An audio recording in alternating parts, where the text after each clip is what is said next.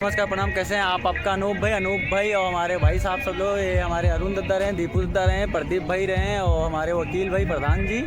और हम लोग जो है पहुंच आए हैं जैसलमेर। जो हमारा जो मिशन था वो पूरा हो गया है और ये रहा अपनी कैंप। अब इसी में शाम में जो है एंजॉय लेते हैं, यहीं पे डांस वगैरह देखते हैं और बढ़िया डिनर वगैरह करते हैं और फिर मिलते हैं अगली वीडियो में। लव यू मित्रों, बने रहिए ऐसे हमारी वीडियो के साथ।